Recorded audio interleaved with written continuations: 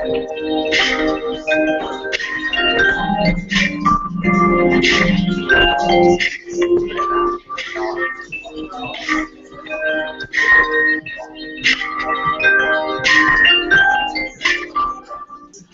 hello, hello. The Oddball family out there. Yes, it is Thursday. That time again, time for yet another Oddball show. My name is Jason Wright. I am the editor of Oddball Magazine. We got some music in the background. That's from Mars Jupiter, who's going to be our guest tonight. He is mobile right now. So it's going to be fun to talk to him. We're going to talk to him about some of the recent stuff in hip-hop right now, you know, Sean Price, the sudden death of Sean Price, and we're going to talk about, you know, he was, we're going to talk about Boston hip-hop. We're going to talk about, we're going to talk about Mars' own thing he's doing called Seventh House, which is dope. We're going to talk about the Boston hip-hop community and stuff. But before we go and do that, I just want to, introduce the crew. What up, Mars? Mars, you there? Sorry, I muted Mars real quick. Yeah, he has music playing. All right, anyway, what's up, Prof? How you doing, man? I'm great, fantastic, feeling well. Nice. Back for another Oddball show, as always. How are things, bro? They are very well. Nice. What's new? Not a whole lot, getting ready for my own wedding. That's occupying a lot of my mental time. Yes. Congratulations, that's awesome. But on the JP Lime end, we got a lot going on with the Compton album and an NWA this week. We got a rap flashback coming. Yeah, we're talking about that stuff. That stuff's crazy. It's a good time for hip hop, and I know. Hopefully, Scholar gets on the show later and he reads his poem. He was just in, the poem he wrote about. About his hip hop poem, because this is the anniversary of hip hop, right? Right? Well, August 11th is the date that Kool Herc played the first party where it was really hip hop. Yeah. So that that's the unofficial birth, and that really turned into the whole movement. I like how hip hop has a birth to it. I like it. I think it's constantly evolving, but the fact that it might have its origins with Kool Herc and August 11th or 12th is their birthday is awesome. So anyway, we'll get to that in a minute. So Prof, that's cool, man. Hey, Chad Prenzo, are you there, bro? Chad Prenzo. I am here. I was just private texting to Mars. I'm doing well, thank you guys. Thank you kindly. Private texting to Mars? Yeah, he was having a mic issue. Oh, all right. So, Chad, how was Stone Soup this Monday, man? Stone Soup was pretty good. We had another what I call North Shore Invasion with Marianne Honecker, one of the many Salem readers who come into Boston and Cambridge to hear not just my venue, but all the venues around Boston and Cambridge and beyond. Nice. We're just counting down to the end of August, the end of the hot weeks, and the first, actually the second to last Stone Soup Slam. In September, right? That's in September 7th. That's going to be September 7th, and that will be the second to last one of the year. And I believe the prize is going to be a full $100. If that doesn't happen this slam, it's going to happen very soon. We're trying to shoot, or rather, Didi Delgado, one of the slam's main organizers, is trying to shoot. Nice. For the best slam purse, winning purse for slam. All right, can I be in the slam, Chad? I guess so. You just can't be on the open mic at the same time and hog at the thing. But other than that, we are all set. All right. Well, okay, that's cool. I'm not gonna hog the open mic, but jump on the open mic. We were having problems before about people being on the slam and also being on the open mic, and that's not normally done. So Chad, just to reiterate, for anyone in Cambridge who's gonna be at the show, you can't be on the open mic if you're gonna slam, right? And you should be there as early as possible because we want a 12-person team. Nice. And I just want to give a real quick shout out to the Lizard Lounge. They're out in California right now doing the Lizard Lounge Slam team. So big ups to them. Hope they're doing great. I heard they're killing it in Cali right now. So you hear about that, Chad? I've heard vague things about it. I heard reports from Colin Killick how his team won. And I'm just getting smatterings of everything. It's all going to be chaos and just Twitter salad until people get home and write their more astute updates. And even then, we still may not know what happened. Twitter salad. That's a hashtag right there. Twitter salad. All right. So Ivan, I hope you jump on the podcast. We're gonna hope to see you soon. If you jump on, we'll say what's up. But so I guess Mars, are you there right now, bro? Mars can't hear us because he's muted, and the only way I can communicate with him is via mic. Mars, you're probably going to have to sign off and sign on again because we can't hear you because your mic is muted, and I guess you don't know how to unmute it from the phone. Sorry, I can't relay this message any other way. What we've done for our listeners out there, what we did is we invited a special guest on. We then immediately muted his mic before he could even introduce himself, and now we've exiled him from our cast. We can see him. Here he is. There's this lovely Mars. Can you hear us?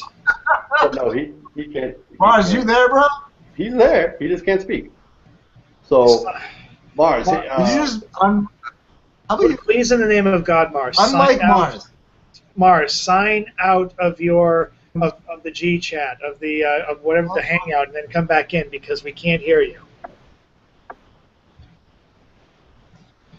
Hey, this podcast has been brought to you. This podcast has been brought to you by PCs. Everyone, fucking get one, use one. You're welcome, Bill Gates. I just made you an extra 400 somewhere. Anyway. Okay, we don't got Mars on the program right now, but we will.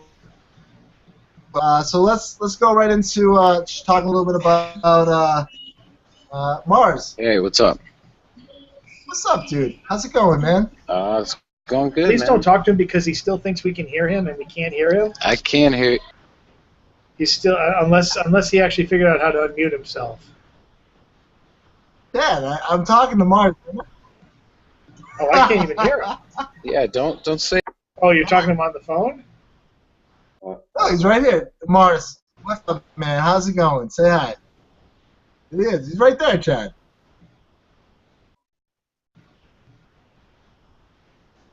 Chad can't hear you. Just join. Oh boy.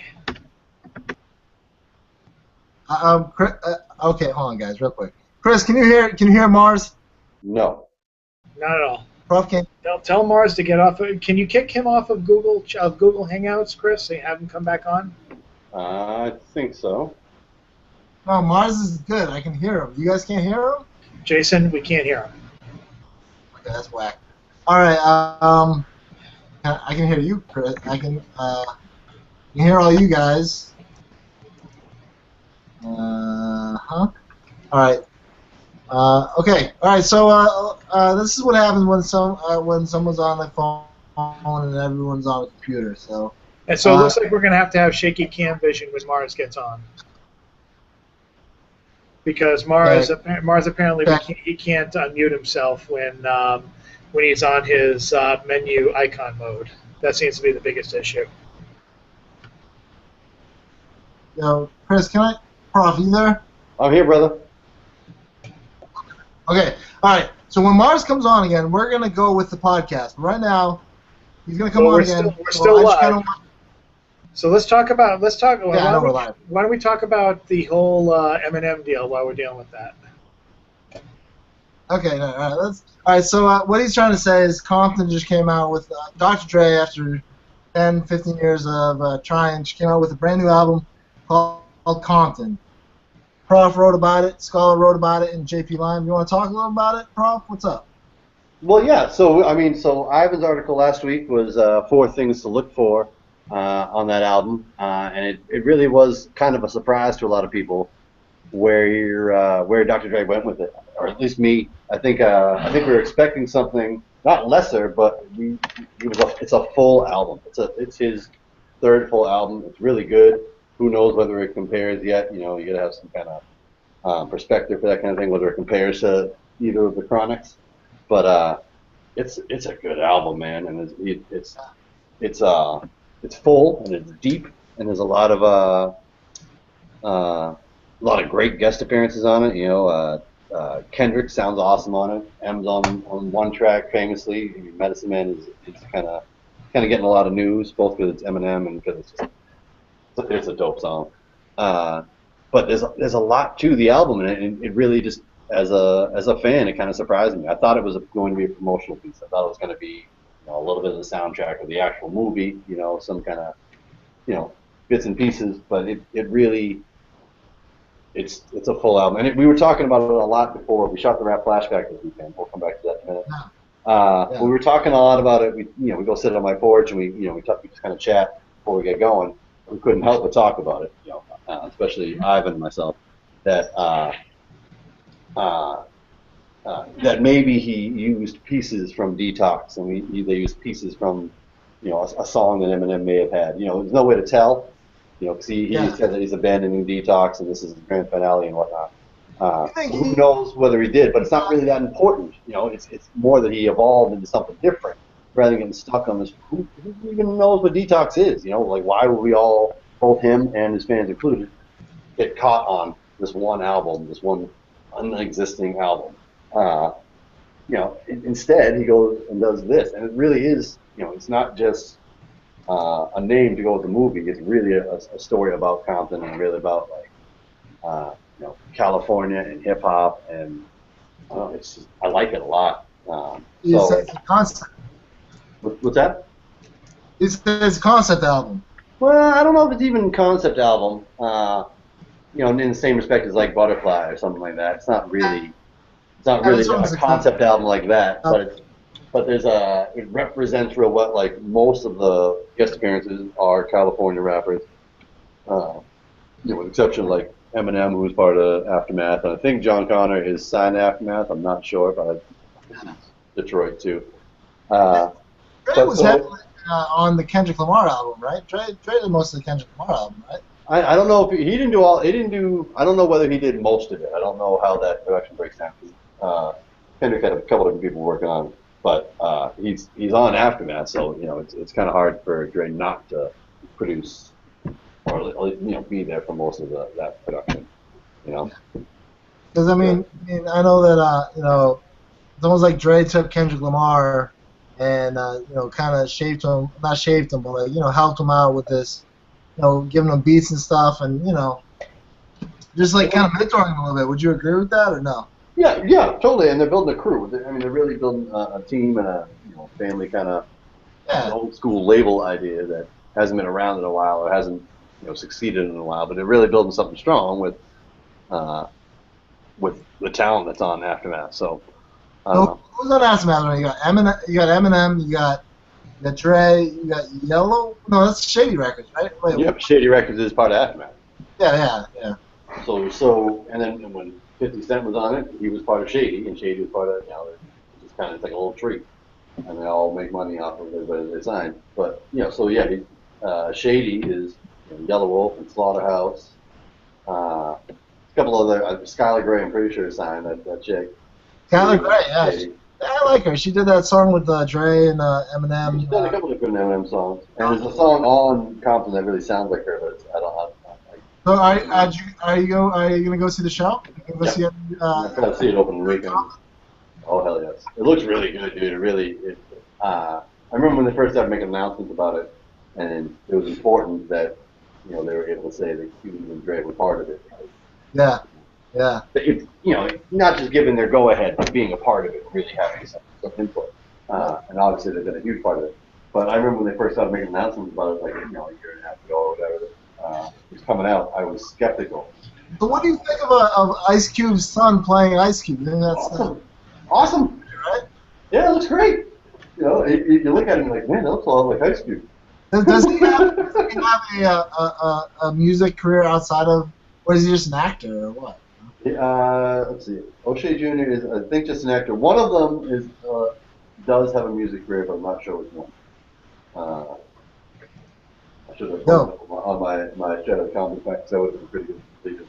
Yeah. But Well, I think one of them does, and I just think that the people that they chose to play Greg, you, and Eve, All right, I'm and the back. host awesome. Oh, what's up, man? Well, welcome. What's happening? Hey, Mars, how are you? You want the avatar? No, No. whatever, man. Oh, that's sorry. Yeah. All right. That doesn't Yeah. want the That's the avatar. seventh house. That's we've been working on logos for a while. That's one of our first ideas. I That's like not even that. a What's that logo. mean? Like a seven. What is it? The two sevens? I can't even see it right now because Oh Yeah, yeah. the red, What's that mean? black, 2 7. It's like two 1.5 sevens. Yeah. seconds. Oh, right. Yeah. So it's What is kind of that? like both me and Elliot Elmar, who started the group initially. We both worked with kids. He was a math teacher. He still does some tutoring. I was working with youth for a long time and after school programs and arts programs and stuff like that. So That's how I we met, guess, Mars. yeah, exactly. Yeah. So it's like a big seven with a little seven, and it's mainly like representing people or like raising up the things that are smaller than you, kind of cultivating that, All right, all right, all right. So, yeah. people, we have Mars Jupiter on the program. This is very exciting. If you don't know who Mars is one of the cats behind Seventh House. He's a community involved in Cambridge. He's big in hip hop in Boston. Just got off a tour in Brooklyn, and now he's on. He's going to be on the cast for us tonight, and we are very excited to have him. Mars, what's cracking, man?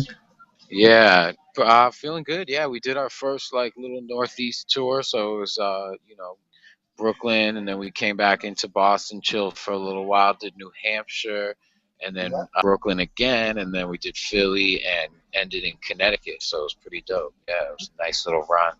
yeah. And yeah, and I didn't know what we were gonna do next as far as live shows, but we have a show tomorrow, just me and my guitarist AV Nasty. So that's gonna be a little house party. We get to experiment with the What? different sounds out the bases, and yeah, Where? got a couple other shows coming up in September. The party tomorrow is it's actually at a secret location, but You did say house party. It's yeah, someone's home, Jason. yeah, it's a secret location, but I'll tell you guys after, and maybe we can if people connect with us on our social media accounts, at Mars Jupiter or whatever, maybe we'll figure it out. Yo, You know. all right, hold on, Mars. 1 second. Ivan. Yeah, Ivan. what's up? Yeah, what's up, man? Bro. Look at him. Yo, Prof. Scholar. What's up, man? Hi. How are you? I'm good, man. How are you? Good, dude. Good. Good to have you on there. We just kind of started. Mars just got on the program. Mars, this is Ivan from JP Lime. Mars. Yes, y'all. Yeah. What's Yeah, happening, man. man? I'm good, man. How late am I? How long have you guys been on? I don't know, 10 minutes, 15 minutes. Mostly technical difficulties.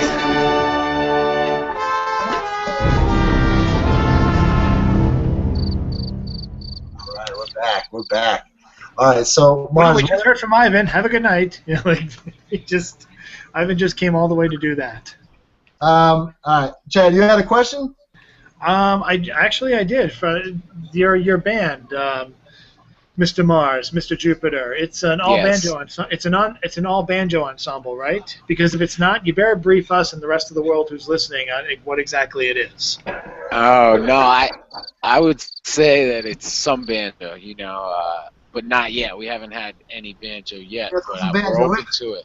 Yeah, we're definitely open to it. I have cousins who play the banjo. Who knows?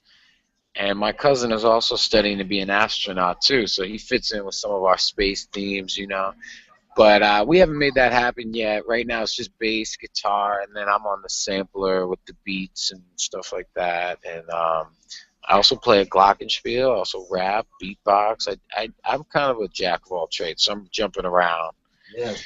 Sometimes picking up a flute or a harmonica and beatboxing through that. One time we had an electrified coconut that we invented ourselves. That's awesome. Yeah. So, That's Is great. there footage of this electric coconut playing? Because that sounds awesome.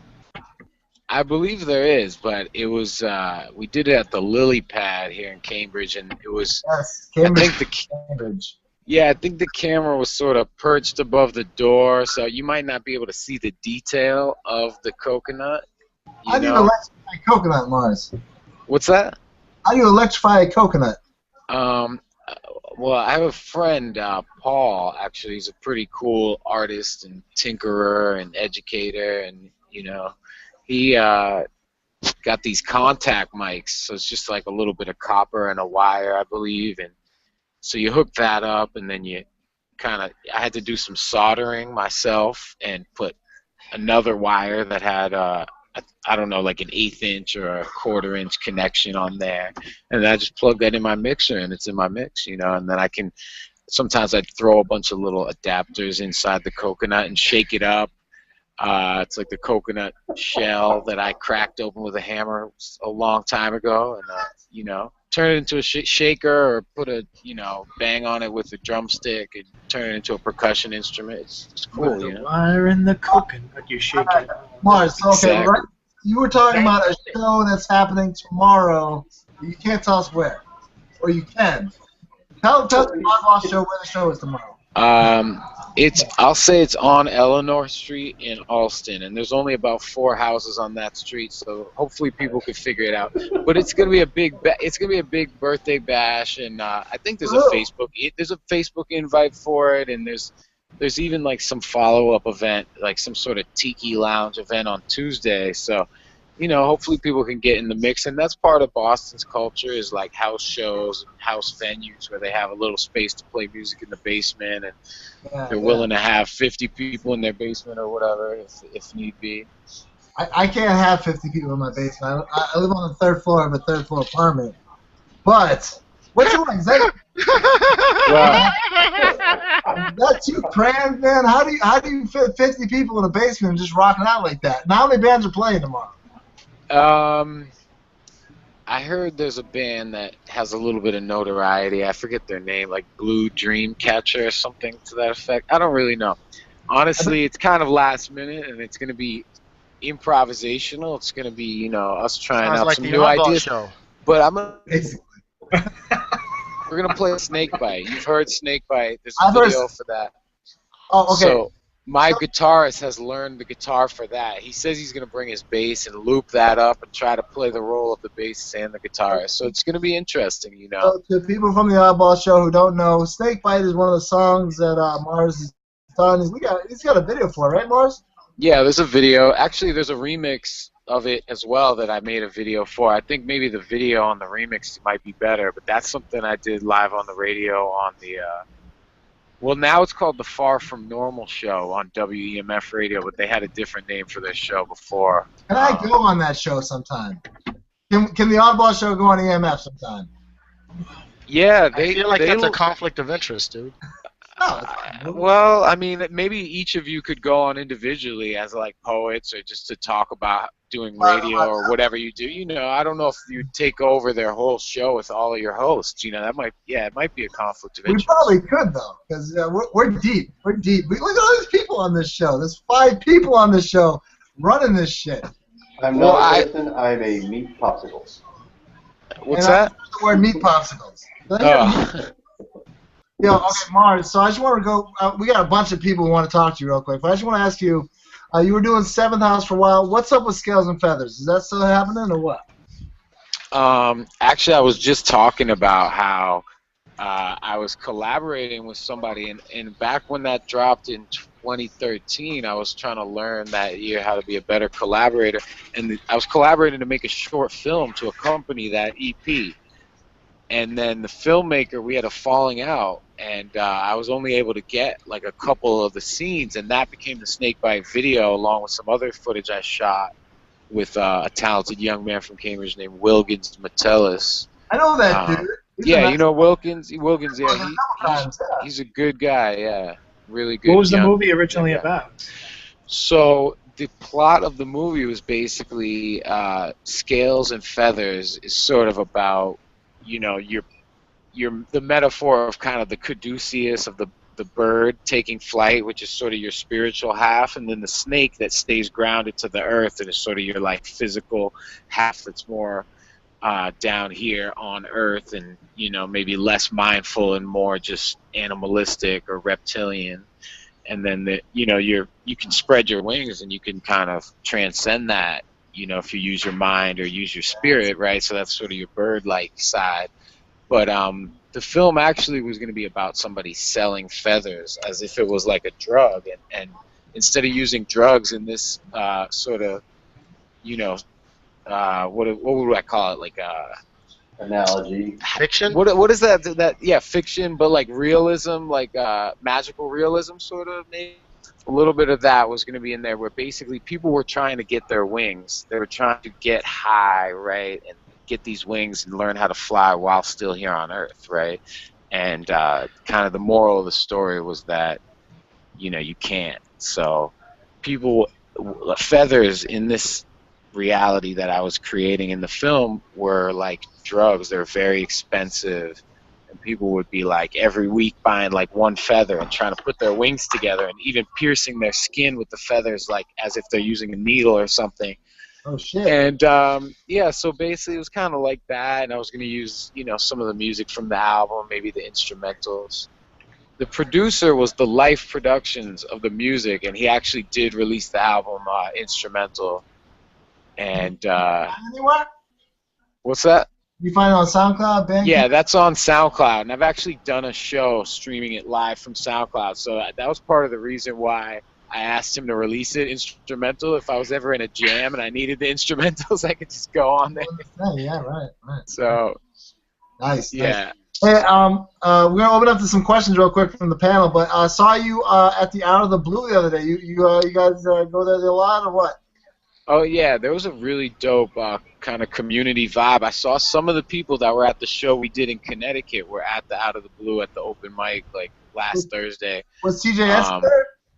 Yeah, TJ is my man, good TJ. friend. Yes, he's the man. I love that kid. Yeah, he's a great guy, and I went back on Sunday because I was down at the Charles River at Magazine Beach. I was supposed to perform for this Black Lives Matter event, and then somebody came and told us there was a Hiroshima Nagasaki Memorial open mic with Peace Matters Massachusetts. Is that the name of I forget the name of the group, but they're a great group. They actually took, my friend Michael Passerini took great video, and he's like really good at getting the audio and everything, and so yeah, they put up a video. I think it's Mass. I gotta look up what the name of the organization is. But yeah, at the bottom of the show at the end. But yeah, there's always like it's so great that we have Out of the Blue now as a larger space, and definitely there's all sorts of stuff going on there. So definitely check that out in Central Square, Mass. So did you perform at the Black Lives Matter Sunday? No, they didn't. We didn't have enough of a power hookup for my equipment, and they were kind of they had their own like kind of thing going, and yeah. It was weird, it was a little bit weird, but I understand sometimes, like, there's a time and space for everything, and time and space, man. There's groups, they wanna get to know you a little bit better. So even though they told me to meet them down by the beach to set up early, I wasn't able to kind of join the march, and then I'd never met them in person. So hopefully the next one, and hopefully we can. So then you kicked it at the Out of the Blue. See where that. Then you kicked it Out of the Blue for a little bit. After that? Yeah, I just went down there, and actually there were some really cool cats from Lowell that throw art parties out in Lowell and Lawrence. So I had my sampler on me, and I got to jam with. Yo, Mars. Hey, did we lose Mars? Oh man, we're having a good conversation too. Mars, what it was dope. All right, good. There he is. All right. So Mars, the panel's got some questions for you. So I'm just gonna let Chad go. Chad, you got a question? I think the prof was next, either prof or scholar. I'll jump in. Okay. I had a couple questions. One of the things that always makes me curious about somebody like yourself is just a variety of instruments, to say the least, starting with the coconut. What did you start on? Like, first of all, where does the desire to work with a variety of mediums be it, music, film, whatever else, or just crazy different instruments. Where does that come from? And where Right. did you start? What was like the first thing you picked up on your scale? Yeah, well, I would say like the start is hip hop, and definitely I was always into language. I think I was always a very curious kid, and I think always wanted to learn how to read early. I don't know if I was really an early reader, but I think definitely like thinking of myself more as like the front man or the MC, which I guess is what was marketed to me as a kid by the time I got into hip hop. But I was definitely into doing my research and looking into the roots of hip hop. So I learned kind of how they made it, and then so in addition to like writing little raps, actually my sister wrote a little rap for me when I was like 5. And it goes like this.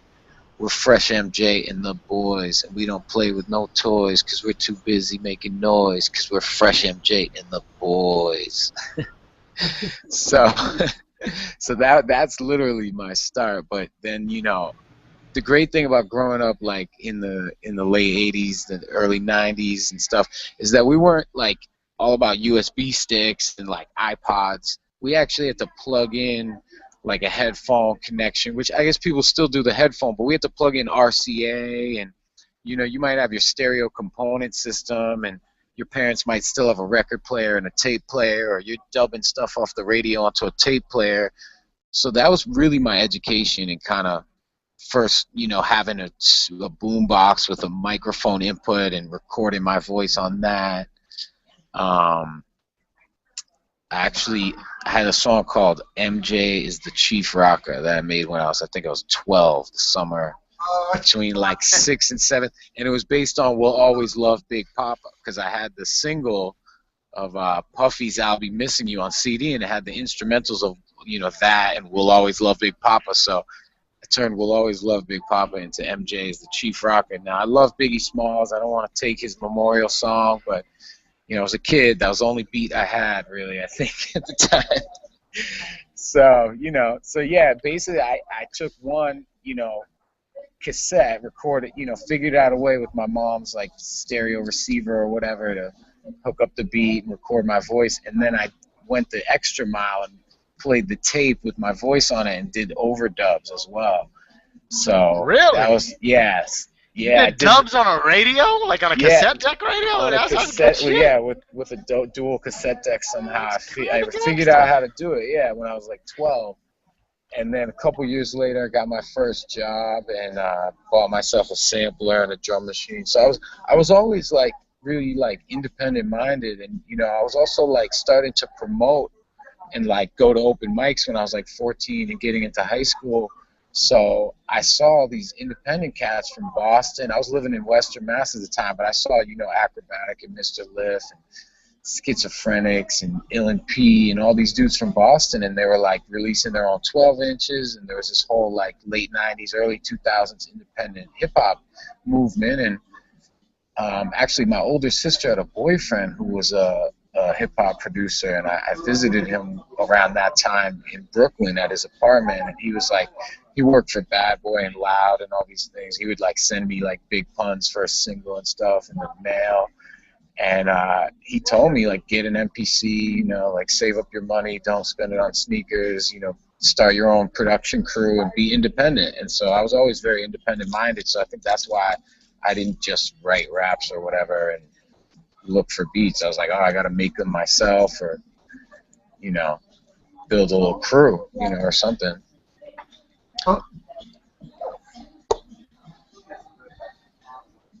Yeah, right now you could go online and you could find 1 million beats online right now, and 1 million kids willing to sell them for $5 or something.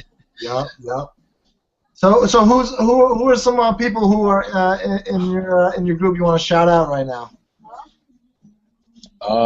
Yeah, I mean, well, AV Nasty on the guitar and Elmar on the bass, and Elliot has been a key part of the, writing his own bass parts and writing guitar parts before we had a consistent guitarist in the band, and now producing and engineering and all that, and now our new material, Andrew, the guitarist, is playing a real strong role. He joined the band basically like 2 days before 2015, and we did a New Year's show, and that got us a lot more shows, just like to start off the year with a bang, you know. And so All right.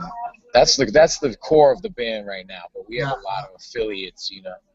Well, so you got we know Justin Up. I know him. Yeah. He's a dope dude. You give a what's up to Definitely. him. I like Yeah, his. Justin Up's been doing more like photography lately, so he's taking some. He came to Brooklyn with us actually one time recently and took some amazing photos that he just Justin, sent good yesterday. dude, man. Just all around good dude. Nice Yeah, guy. and I've done a video for him, so it's very like, you know, you scratch my back, you know, I'll scratch yours, and we'll document the whole movement instead of like me trying to be the star all the time and, you know, whatever. So so with 7,000, are you rhyming more or are you producing more? Or a little bit of both? 7,000. Well, you know, if you listen to our last EP, I only rap on 1 out of 7 tracks. Yeah. So it actually started as more of a production project, I guess, and like, you know, some of our goals are to produce for other vocalists and to soundtrack movies and stuff like that. Yeah. And then I do have a rap project, but as we've also progressed and brought other like players into the band here and there, sometimes it takes a little pressure off of me, and I can start rapping a little bit more, and as at the live show, and that's more engaging, I think, for the audience if we have some vocals at the live show. And you know, yeah. So I guess I'm gonna do more like lyrics on the next album. I think, yeah, it's gonna be a little more vocal, and hopefully we'll have some guest lyricists too. You have, Well, on our last album, we had our homie Ross Justice, aka Gong Bana, and we dubbed him out. So we have a song with him, but we actually just like for our album, we dubbed him out and kind of took out some of his words and put some echo effects and kind of made a dub version of a track we have with him. So it's pretty sparse, and interesting fact is he sort of disappeared, and we haven't really seen him since we released the album. I tried to like let him know, like, yeah, we're dropping the album, and I don't know, I haven't heard from him. So it's a little bit mysterious. The guy who did the album covers for us too also disappeared for a little while right when the album dropped. So I don't know. We got a little mystery to our band, I guess.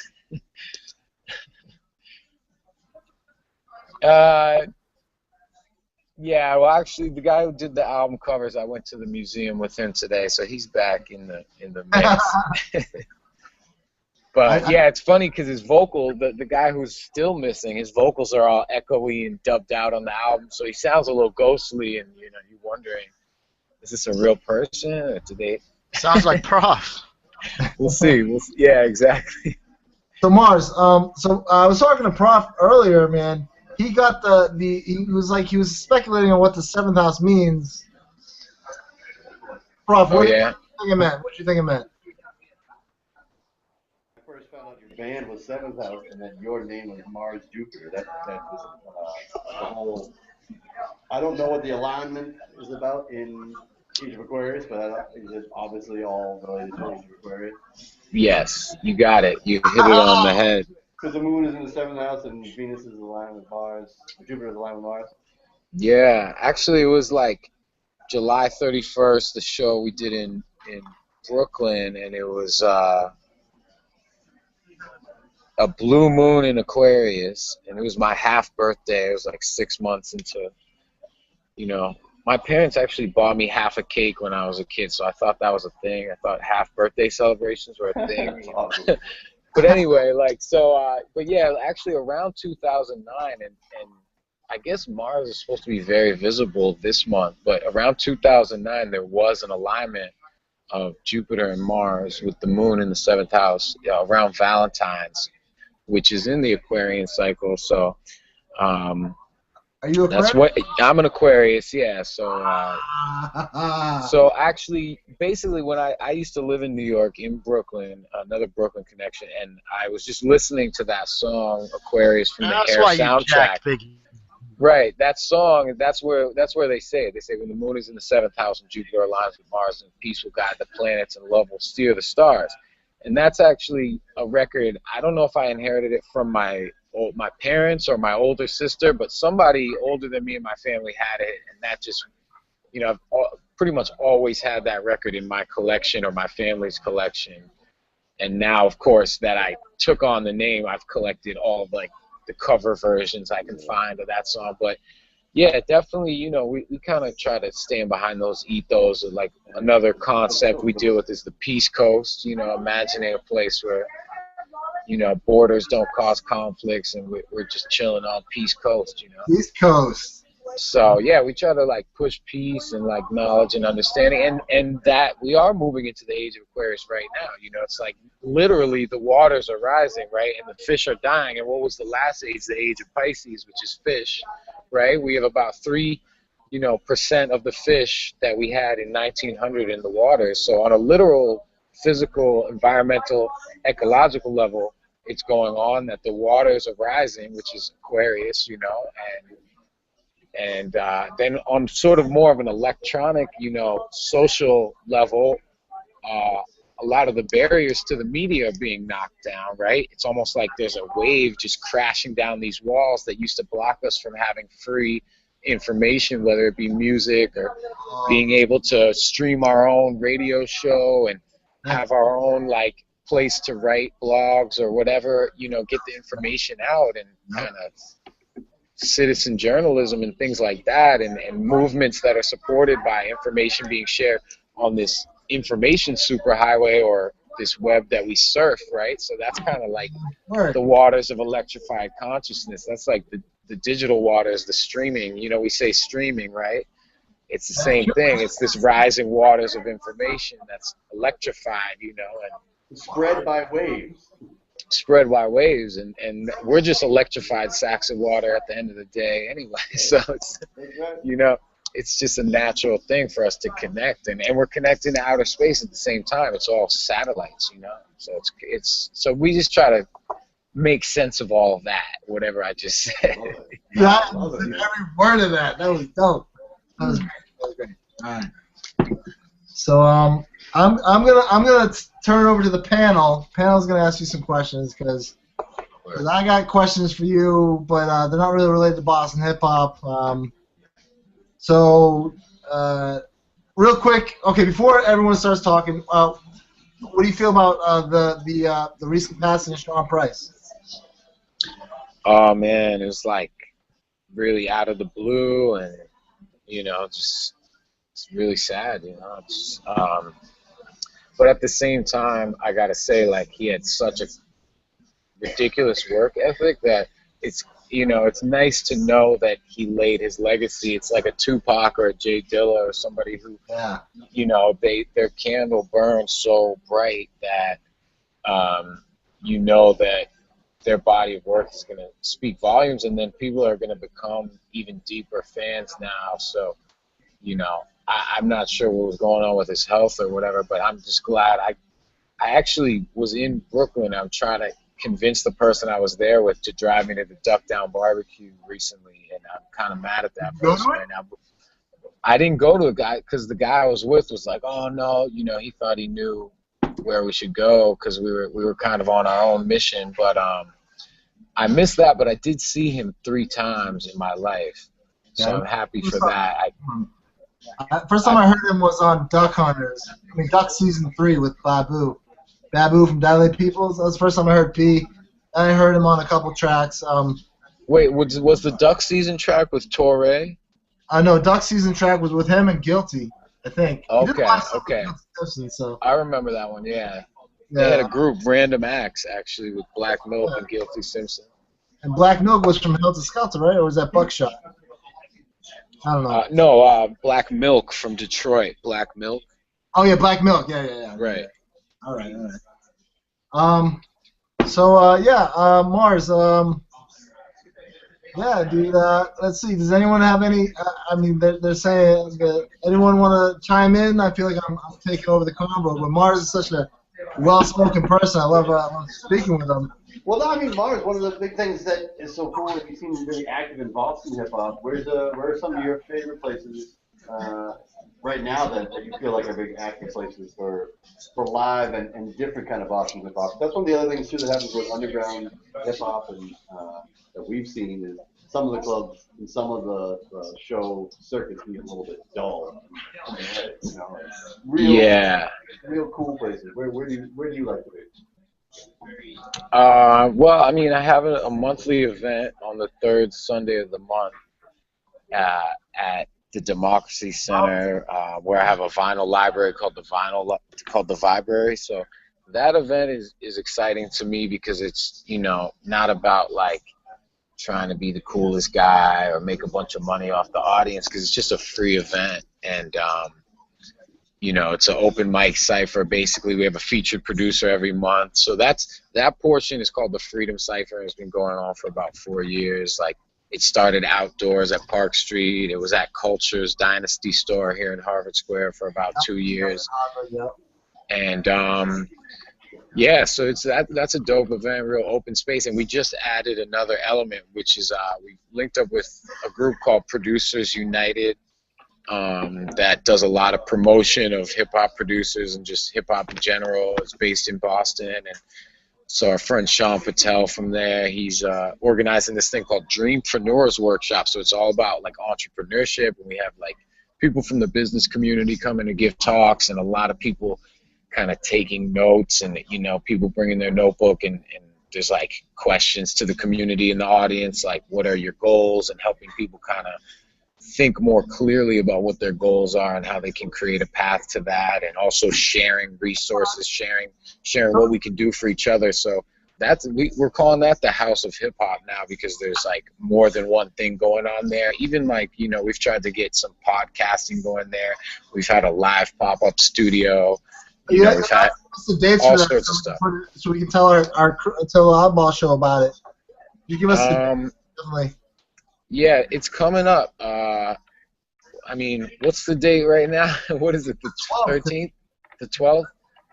13th. Shit, I missed it. It's the 13th, bro. It's the 13th. It's the 14th.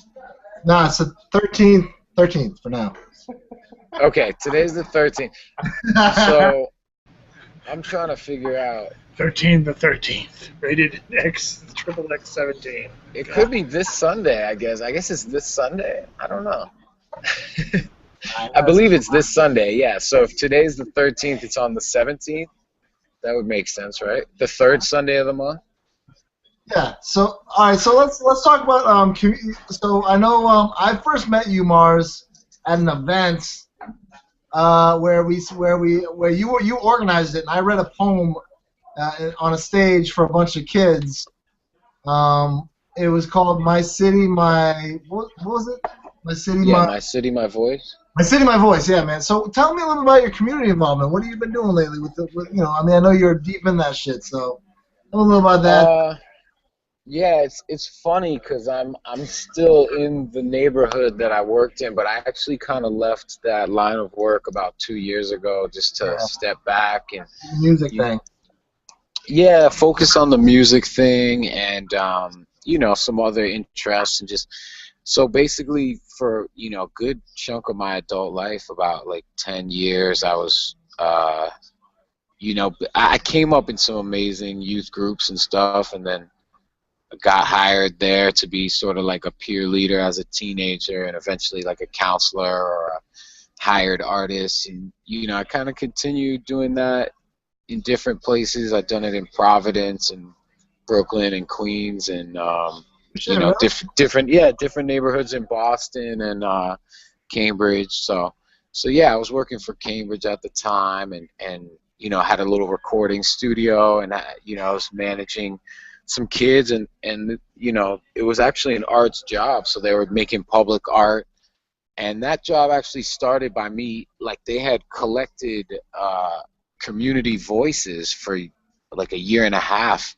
doing this poem called I Breathe, and then my job was to teach these kids how to deal with sound, basically, and learn how to edit it and make music out of it in some cases. In other cases, just make sort of soundscapes or sound art. And so that actually, got me thinking a lot differently about sound and about music just by getting that job, because you know, I had to deal with kids who, for the most part, were amateurs to doing that process, and they didn't have the biggest budget for us to get like the best like beat making program or something. So I'm just dealing with Audacity, which is a free open source audio editing software. And you know, I've also done digital storytelling workshops, which is another one that uses pretty much as free as you can get. You go to a tech center, and if they have Windows Movie Maker to edit a movie or a slideshow, that's what you use, because the goal is to give people who don't often have access to the media, in that case, like the simplest tools they can get, things that they can access to make citizen journalism again, or just tell their story, or being engaged in the digital world, in the internet community, or whatever. So Right. You don't need Pro Tools. You know, you need something that can help you express. right, yeah, Oh, all right, okay, all right. hopefully you have a Mac. I was- think, was that a Mac sound effect? We have a segment on the show called the lightning round, where one of the panel just kind of throws questions at the guest, and I guess we're gonna do that. So, Ivan, you got questions?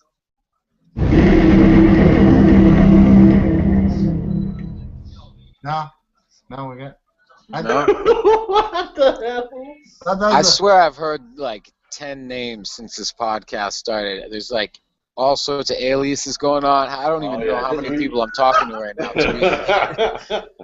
And now we just heard, I think theme music from like Double Dare. I have no idea what the hell just happened. No, that was the Borg from Star Trek. That was the lightning round. Have you? Is there a list of lightning questions prepared, or is that still being? They go wherever. I don't know. All right. All right. So, is Ivan doing that? You gonna do the lightning round, bro? Yeah. Does he just have the lightning sound effect? Or? He is just our master of lightning. What did you just hear? Lightning. Yes, correct. You know what I'm curious about, and this might be kind of meta, but like, is this just the YouTube, like Google stream, or does this exist and get reposted to the iTunes podcast app? How does this exist online? So right now it's on the JP Lime YouTube, but we're okay. all of them on iTunes. We're just trying to make a. Well, it's up to Chad, really. Chad Printo, the man who said Naz, who has been really not talking that much, but is a very, very big part of this show. He just does not know jack about hip-hop. Was that a sound effect, or was that Chad? That was you. No, but I gotta say, I listen to the iTunes podcast app a lot. I subscribe to a few different podcasts, and I'm kind of, right now I'm thinking of it. It might be a problem. I need to cut down on my listening and write some more lyrics or something. My favorite podcast is Freakonomics, and another one called 99% Invisible, which I really like. Oh, I don't need you to recommend any more. I got plenty on my plate, man. Hey, can you hear me? Can you hear me? Yes. You can hear me. Like lightning with the lightning round. Let's go to that. All right. So, go. Ask the questions now. All right. So clearly we had some technical difficulties there. I was talking the whole time. All right. So there we go. There's my cricket. So we're ready for a lightning round. Mr. Mars, Jupiter, Mars. Yes. All right, so I'm just gonna ask a bunch of questions off the top of my head. First and foremost, what is your inspiration for writing? Where do you feel most comfortable writing lyrics? Not Where? letters to your girlfriend. Lyrics. Where? What situation? Answer that however you feel most comfortable. Check. I would say I don't know. It's really when the inspiration strikes, I would say, and that's why like a lot of stuff ends up on my phone now. I would prefer to be on a notepad, because I feel like it's good to feel physically the shape of each letter and each word. But Old school. I am old school. like but I never know when the inspiration might strike. I'm not like, I have to make the beat myself. Or actually, sometimes when I've made a beat and I try to write to it, it's hard for me, because it's like, I'm thinking about the snare being too loud. I'm still in producer mode, I'm still in beat maker mode, so it's hard. Sometimes it's hard to get my head out of the beat and into being a lyricist again. So sometimes it's better to just get a beat from my friends that they made. And Okay, rock so to you're that. inspired by the beats. It sounds like. Yeah. Good answer. Good answer. All right. To that end, I know you spoke about some of the first lyrics someone else wrote for you. Do you remember some of the first lyrics you wrote for yourself? I remember the first freestyle. Do it. And it was, yo, I got more flows than the Nile, or something like that. Yo, my flow goes upstream like the Nile. I'm a spit of freestyle. My dick's mad long like the OJ trial. Because it was like 1994 or 95 I get or it. something when I the get OJ it. trial was dragging on. Anyway. Yeah, I think All I was right. I like 12. that. Well, I think I was like 10 or something. All right. So you were 10 in 94. All right. So that leads to the next set of questions. Who is your favorite rapper? Singular MC. Rapper. One? Say. Well, just pick one. Yeah. And if you can't pick one, give me your top three, because I know that's hard. I'm gonna say Sean Price right now. Really? I mean, Rest in just right peace. now. Because it changes. But I think he is like one of the top guys. It would, history will show that he has a very unique style. But No, it's a fair answer. Fair answer. I'm gonna say that for now. Yeah. No, that's fine. That's fine. All right. So singular rap MC, Sean Price. What about rap group? Favorite rap group? That's gotta be Gangstar. Nice. Yeah, Okay. I got to open up for Guru when I was 17. And, nice. Rest in man, peace, Guru. So classic, and just one producer, one MC. Yeah, man. Good Primo parent. and Guru, legend. They're not called the legendary Gangstar for no reason. Favorite hip hop producer? That's a tough one. Besides yourself. Right now, I want to go a little bit off. Knots. I really like Knots. I'm gonna give it up to that dude. You like Knots? All right. All right. I don't know about the body of work. Obviously, there's more producers that might have a larger body of work or more known stuff, but he made that joint for Ed O.G. back in the day. I remember when he was on the come up. He's made some joints for Bust. My Own Worst Enemy? My Own Worst Enemy? It's the B-side of Saying Something. It's like, what you know about that? Huh? What? Nice. All right. But stuff he did for Pusha T recently is crazy too. Pusha T's a beast. All right, how about this? 80s as far as hip hop, rap. 80s, 90s, 2000s, or 2010s, so to speak. 2010 to current. I would say 90s. I knew that. All right. Okay. How about But this? I don't like to get too nostalgic, but that's just when I became a fan and got deep into it, It's the lightning round, man. We're just looking for honesty. That's all. All right. How about this? NWA, Dre, Cube, Yella, Ren, or Easy? Pick one. It's tough to know based on your criteria, but I'll go with. There is no criteria. Just pick one. Doesn't matter if it's production, rap, whatever. You're gonna go with Cube. All right. Yeah. I like that. Straight out of Compton. Shout outs. Yeah. And let's see. Let's go with one more. The most interesting, memorable, crazy, your standout performance. What happened? Where was it? When was it? Talk to us about it. Oh man, it's yet to come. I think everybody needs to come down to the next Seventh House show, and it might happen there. That's a cop out answer. Come on, man. There has to be something. No, you know what? It was actually the last show on our tour, right? So okay. We were in Connecticut. We were in a house called the Dome. They have shows there apparently. And the sound was amazing. We were opening up for Congo Sanchez, which is a dope band with my homie Haile. Supreme is the singer MC, and then MC Flex. And basically, it was just dope. Everybody was vibing. Basically, people were dancing on the first song. They were just into it. They were just the type of people that were receptive and would love just, vibing with people. It's not like we had to. They were just with us, and so that was just dope. It was real dope vibe. They had a pool in the back of the house with no chlorine, just I think a little bit of salt, like a freshwater pool. They had a trampoline, a zip line. It was you know, there was food, there was artists A like fucking dude with zip the visual line? art. It was crazy. Yeah, it was dope. That's dope. Yeah. That's fucking dope. Well, check it out. Check it out. I got one more not so lightning round quick question for you. All right. So I just want to be an equal opportunity interviewer here. Female rappers. Female rappers, whether it's a group, a singular MC, whatever the case may be, even a fucking song.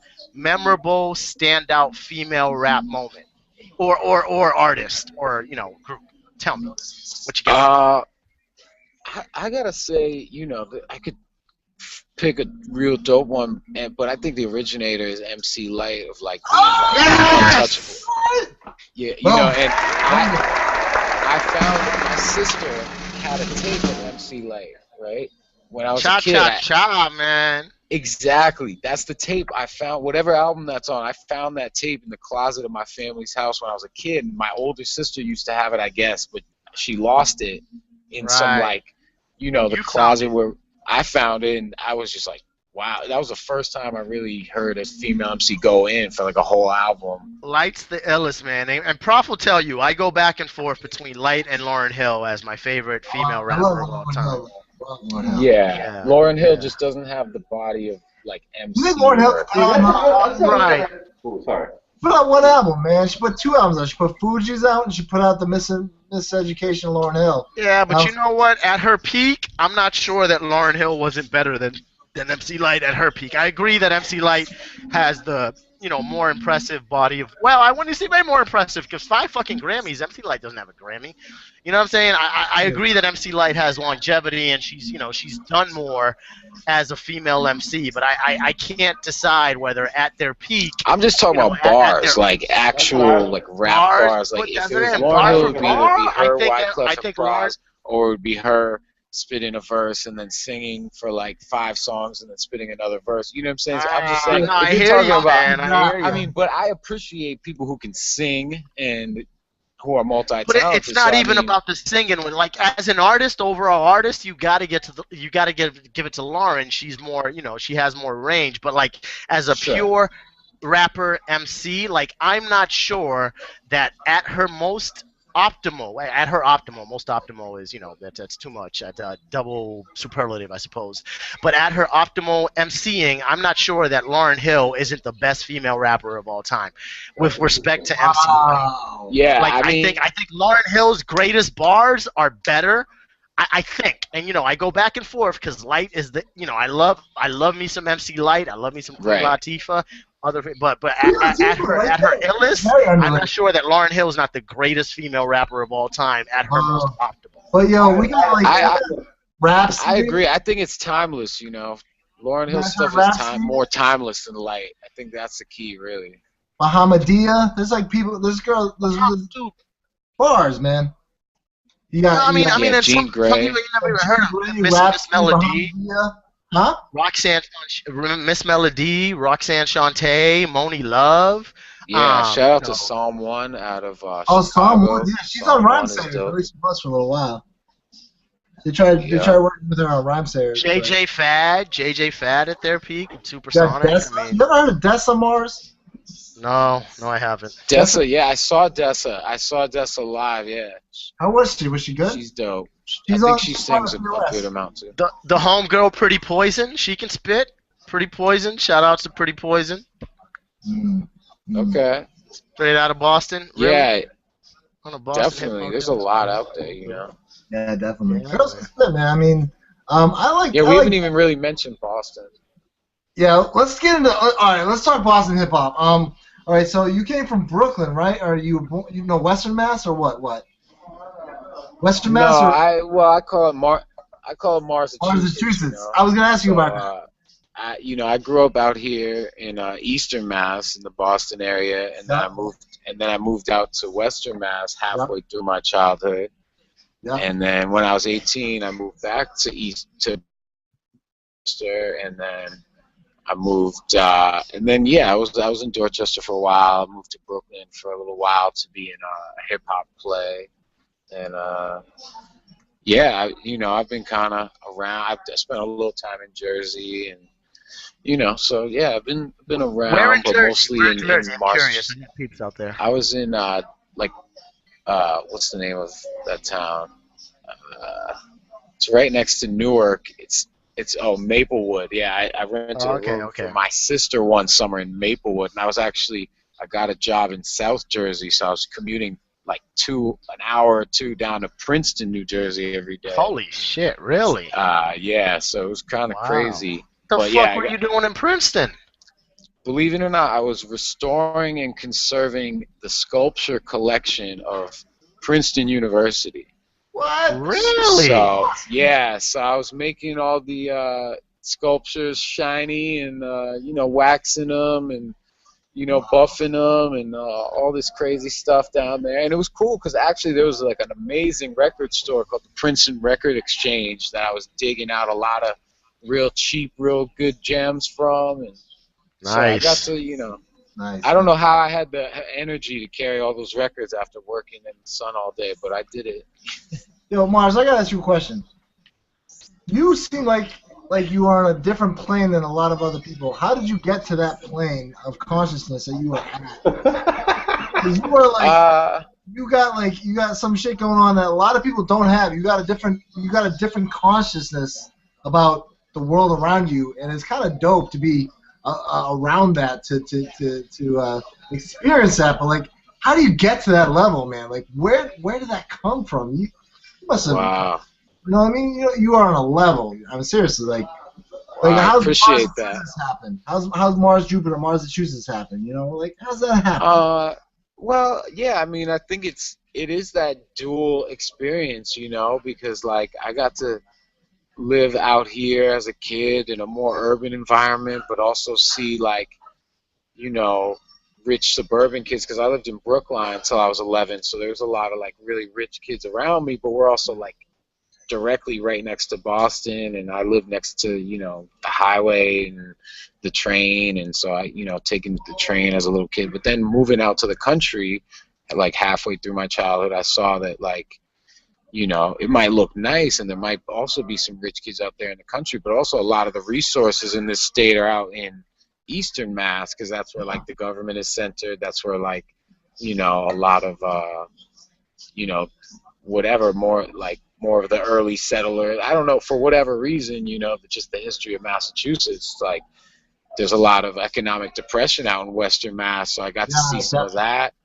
Yeah. And so yeah, just seeing the duality really, I think of like, I might have been in like a good school system, but I was never like the rich kid, so it wasn't like, like just have it easier. I had to get a job as soon as I could get a job pretty much because like I wouldn't have money otherwise, and whatever, did my little thing. So I feel like I've seen a lot of different sides of society and get to, have the privilege to move into different, like, little crevices of society. So that's part of it. But also my parents were, like, really into, like, Indian spirituality, where they were, like, yogis, you could say. They lived in an ashram before I was born. And there it is. You got spiritual. Yeah, so I was, like, always allowed to, choose my spirituality. There was a little bit of Christianity sprinkled in there. My dad actually was in the seminary to be a Catholic priest when he was 18. Oh, shit. And he dropped out. And yeah, he was in there with some of these, creeps that made it into the community eventually in the Catholic Church. So, like, I guess, like, I'm open to most spiritual paradigms or whatever, and taking a little bit from here and there, but I kind of have a thing against sort of the Catholicism, because if they had it their way, I wouldn't exist, right? Like my dad. Exactly, it's very structured. Because the whole celibacy thing, I don't really agree with, but yeah, I think I just had an open mind. My parents were vegetarian when I was growing up, so I got to learn about health and know that meat was a choice, and probably had a greater appreciation of healthy foods than my peers, even though I chose to eat meat later, and but yeah, I mean, just so like you've been like, since you were born, you were given the chance to completely explore your mind. Right. That is really, that's admirable, because a lot of people don't get that shit. And Definitely, I like, gotta give it up. Yeah. yeah, definitely, seriously, and like the way that you that the music, the Seventh House music. If you can't check that, if you, Oddball listeners, Seventh House is on Spotify. Mars, where else can you get that? Yeah, I just put it on the album on SoundCloud not too long ago. But Bandcamp is a great way if you want to Yeah. make a donation. The Yes, yes, yeah. seventhhouse.bandcamp.com, Hey, you got any of your iTunes. stuff on Genius? Any of your lyrics, like from Snakes and Feathers or anything like that? Oh no, actually, I think on marsjupiter.bandcamp.com, I probably have some of the lyrics on the Scales and Feathers album that's up there. But yeah, I should get on Genius. That's a good Yeah, you know point. Genius, right? Yeah, Yeah, that's Rap Genius, and then now they have. I think they're trying to do like Law Genius and use their platform to do all sorts of. Law Uh, Genius. yeah, like They want to annotate the world. That's what they want to right. do with the whole thing. Yeah. I mean, it's great. Yeah, You listen to you listen to any album, then you can just like take a second, go on Rap Genius, and listen to the lyrics while you're doing it, and then you say, "Oh, I don't really get what this reference is." Click on it. yeah, but it's community edited. Mm. It's not always right. You know what Yeah, I mean? thank you, Close thank you. enough. I mean, it's Or enjoyable to read. I'm like some of the lyrics, some of the annotations. I'm like, no, right. they didn't even get the bar right. Never mind the Right. It has to annotation. have the But bars. Mars, make sure you send us your Bandcamp, SoundCloud, etc. link so that we can post that on the pertinent links section once we Word. send the post out for this podcast. Also, Definitely Mars, when appreciate you it. do the Seventh House album, definitely send it to JP Lime, and they can review it on their site. I mean, I'm just saying that. Yeah, and actually, I really want to. Speaking of the fact that I didn't put too much lyrics on it, I do put lyrics on some of the songs that are on the album that are instrumental when I do it live. So I think I'm going to do a remix album, and I just want to put that out into the universe because I want, any motivated producers or lyricists or poets. We've been talking about getting in the studio, Jason, but Yeah, I'm trying to. I am down, man. Whatever. I'm trying to remix that album, and we have a lot of beats in the stash. We're trying to produce other artists and really, just build. So, link up with us, the Seventh House, Mars, Jupiter. Yes, definitely. You're trying to remix. You have a Twitter? Oh, sorry. Yeah, I'm just Mars Jupiter on Twitter. Yeah, and Nice. the band, our Instagram and Twitter is both 7THHAUS, and we actually might change the spelling of our name to that, like the German style. We're a little bit influenced by krautrock, the German rock movement from the What's 70s. krautrock? It's a German rock movement from the 70s. There's a really good BBC documentary. There's a recent Vice documentary, I think, on krautrock. And there might even be some new krautrock bands. I think there's like a Chilean krautrock band now, so it might have a little resurgence. But basically, in the 60s and 70s in Germany, there was a lot of little like Leif Erikson, or like who was the dude from the Partridge Family, like David Cassidy. Like there's a lot of those little like teen pop guys, like the Justin Bieber of their day, coming out of Germany. But the music's good? Yeah, the pop music. No, that's what they were doing back then. So krautrock was kind of a reaction to that like pop music construct. These dudes just started like experimenting. Kraftwerk came out of that. Oh, Kraftwerk. And then, Bambaataa sampled Kraftwerk for Planet Rock. So it's kind of like has some of the seeds of hip hop experimentation in there. It's all relative, man. It's all. Yeah, exactly. So definitely. But yeah, it's dope. Check out the band Can or Kraftwerk or Tangerine Dream, and there's a lot of dope acts from back then that like have real strong grooves. You know what I'm saying? And it's a little bit rock, a little bit funk, a little it's out there. Like samples. I know you like samples, Mars. I gotta tell you about an app that I found online. You gotta check it out, dude.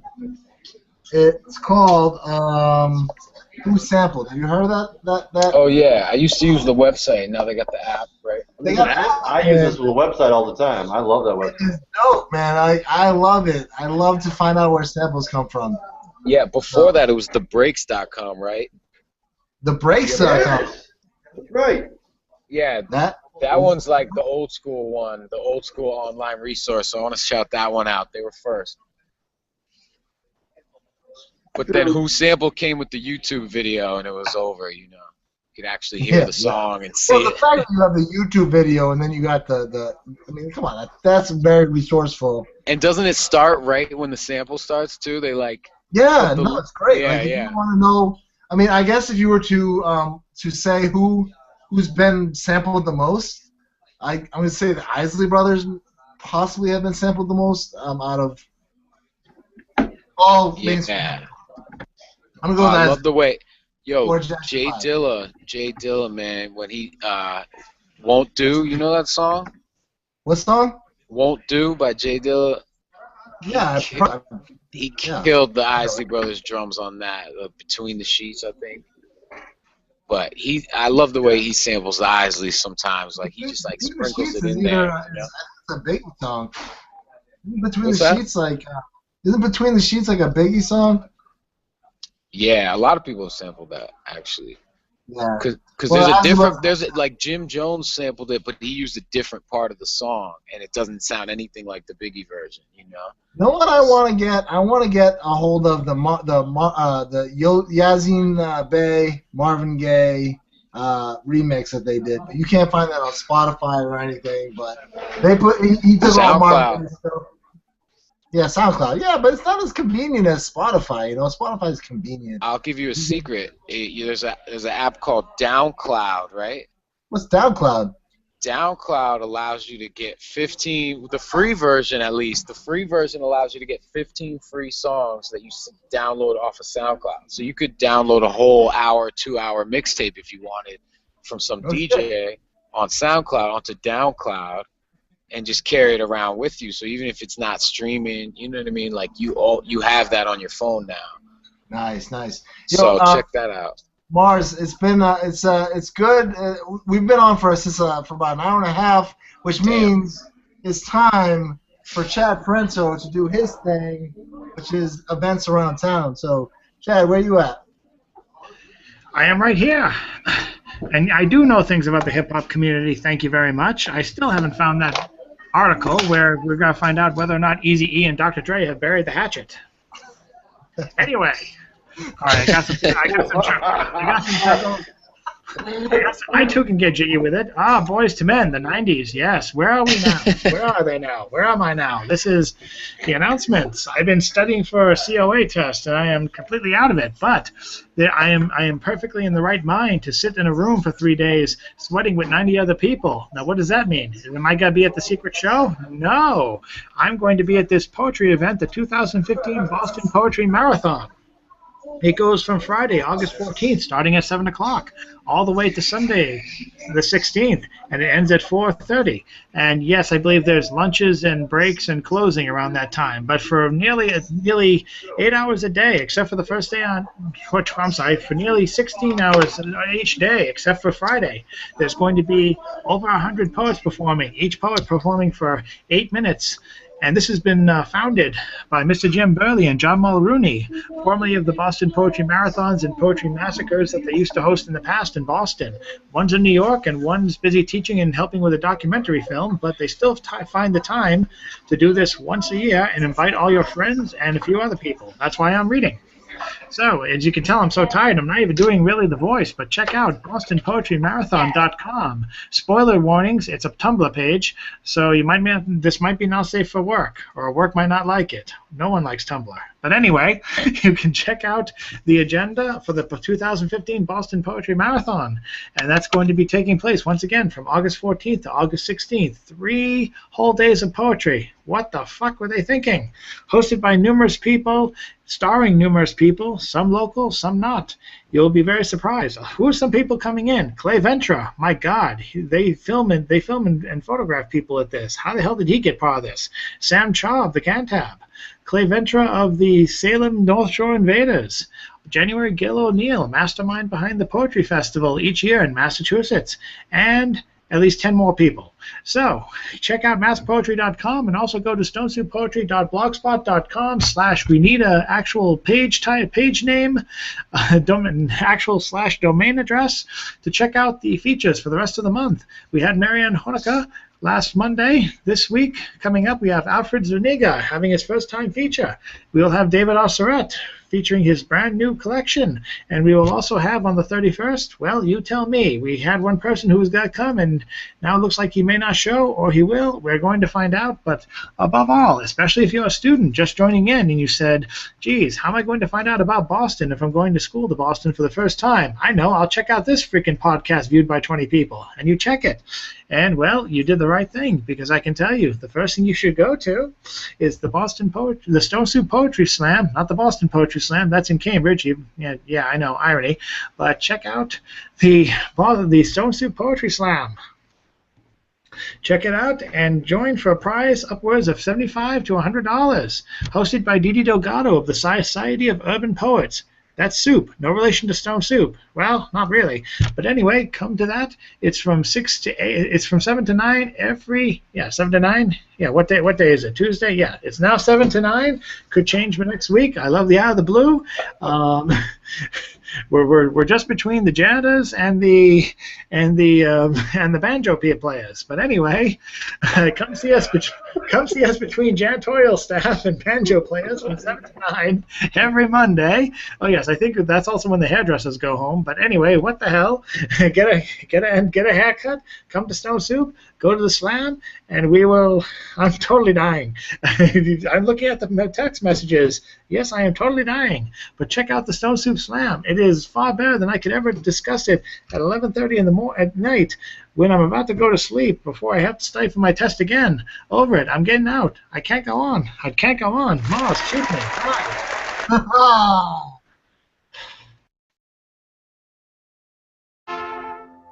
All right. Thank you, Chad. Okay. I muted Mars. Mars, can you hear me by any chance? I muted you. I can't get you out of mute. Shit. We lost Mars. All right, well, let's do a little what's going on at JP Lime and Oddball and see if we can get Mars back to the end. This is the same problem we had at the beginning, so if Mars hears us and you want to bounce back out and come back in, Mars. No, Jason. This is what we did at the beginning. Don't keep going to him. He can't talk. Goodbye, Mars. It's been fun. So Go ahead, Mars, hang up and come back. So going on this week at JP Lime, JPLimeProductions.com is the home of JP Lime Productions, where you can find out about our music. We're a Boston-based hip-hop group and production company. We run our weekly blog, JP Lime Magazine, all at JPLimeProductions.com. Going on this week, Ivan, you want to talk a little bit about where we started at the beginning of this podcast, about your thoughts on Compton? We talked about a little bit about it before you arrived, but just what you're looking forward to, or what your little piece was last week? On Compton the album or the upcoming Straight Outta Compton movie? Well, I was saying Compton the album. That was the piece last week. And then this week did one on the birthday hip-hop, which we talked a little bit about, being August 11th. But well, I mean, Compton the album, I was a little worried about it because, I just thought, given that Dre is such a perfectionist, it took him 7-8 years between The Chronic and The Chronic 2001. And then, 16 years, 12 of which, maybe 13 even, we were waiting for Detox, and he eventually just scrapped it, pretty much saying, hey, I'm not comfortable with it, I don't like it.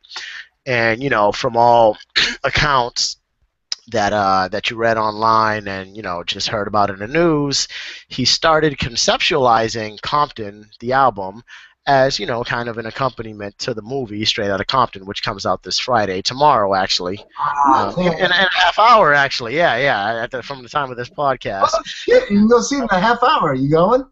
Let's go. There you go. Yep, We're all comes going. out tomorrow. So he conceptualized that like in March, and it's August, and all of a sudden we have an album from Dr. Dre, and it's like, all right, well, it took you forever between the Chronic 1 and Chronic 2001, or the Chronic and the Chronic 2001, and you scrapped the other one, and now in 5 months you're giving us an album. Is this gonna be good? Right. He's known for collaborations. The Chronic had a lot of collaborations. RBX, introduction of Snoop Dogg, the Dog Pound, Daz, Corrupt. The Lady of Rage, etc., etc. And then the Chronic 2001 featured Hitman, Eminem, a lot of the Chronic people, Daz and Corrupt as well, Snoop Dogg, etc., etc. He's a collaborator. That's what he does with his albums, and even NWA. He was always a collaborator. He's that type of guy. Where, well, I mean that's been his career, where he's been working with people, and you look at the Compton, the soundtrack track listing, and he's working with a lot of people, some veteran. Some he's worked with before, your Snoop Dogg's, your Eminem's, your, Kendrick Lamar, et cetera, and a lot of new people, Anderson .Paak, Justice, a couple of other folks on there. You're like, all right, well, he's got some young people, he's got some veterans. Is he gonna be able to make all this work in 5 or 6 months? Being the perfectionist that he is, are we going to get a diluted version of Detox? Is this even going to be worth it? And I can't stop listening to the goddamn thing. I really can't. I really can't. It's a fantastic album. I can't say that it's better than either the Chronic or the Chronic 2001. It's going to take me a while to make that decision. My first impressions, about a weekend, are it's phenomenal. It's fantastic. It's probably a classic. If you put a gun to it in my head right now, I'm gonna tell you it's not as good as the Chronic, but it's just as good, if not better, than the Chronic 2000. How's his rhymes on that shit? How's his rhymes on it? I'm sorry, what? How's his rhymes on it? Is he Dre or is he old Dre? Is he new Dre? So he's whoever's writing for him. I will say this: he mixed this album a lot more precisely than he's mixed the previous two. So sometimes it's hard to tell whether it's, unless you're paying attention to the lyrics, and the lyrics tips it off, but if you're just listening for sound, it's hard to tell whether it's him rapping or someone else. I gotta ask you, go ahead. Why so long why Detox? Why 15 years? Why?